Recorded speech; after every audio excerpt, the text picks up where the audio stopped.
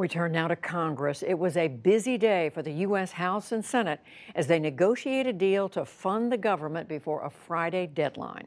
To bring us up to speed on where things stand, I'm joined by our own Lisa Desjardins. Hello, Lisa.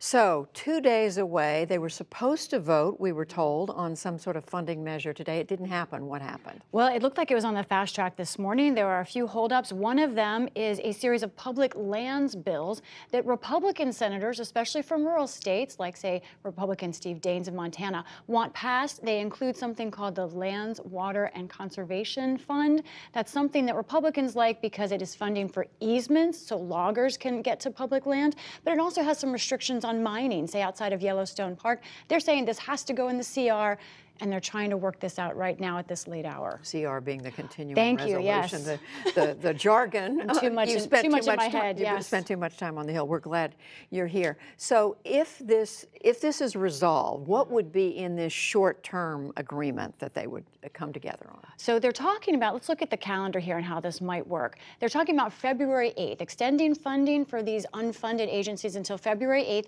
But here's the politics involved, Judy. Of course, on January 3rd, that is when Democrats are scheduled to take over the House of Representatives. And then a couple weeks after that, that's when we expect President Trump to announce his State of the Union. So some Republicans now, and this is the other problem tonight, think this timeline is terrible for them, especially conservatives. Mark Meadows, the head of the Freedom Caucus, tweeted out that he thinks this is a Valentine's Day gift to Democrats and that this scenario would mean no chance for wall funding, at least for the next 2 years. So tonight, those conservatives are taking to the House floor and calling for a shutdown.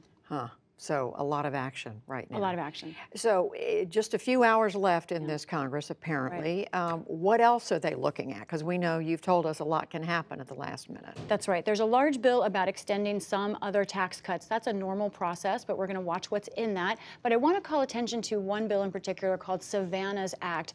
This is something that passed the Senate unanimously, and it deals with Native American women and the violence against them. Judy, they have 10 times the likelihood of being murdered. 82% of Native American women have experienced violence. The Senate passed this unanimously just to help agencies coordinate and track violence against them. But one House member, Republican Bob Goodlatte, who chairs the Judiciary Committee, has said he will not let it go on a fast track through the House. And right now they are trying to work out language, but it looks like this one Republican is going to hold up this bill. They're negotiating, but just now I got some information from sources that say they're not sure they can work out a deal. But one person in that That's right. a position like that can has so much power. That's right. At this last minute, yes. And when we're in this situation, just quickly, finally, Speaker of the House Paul Ryan retiring after some 20 years. Farewell message today. Well, he's technically talked about things that he hadn't achieved, and I think that's why his legacy is so interesting. He's very proud of his once-in-a-generation tax cuts, but he wanted them to be more sweeping, and he also wanted to do entitlement reform, things he didn't get done. Also, he leaves with more debt and a much higher deficit than when he came into office. It's fascinating, Judy, talking to Republican members.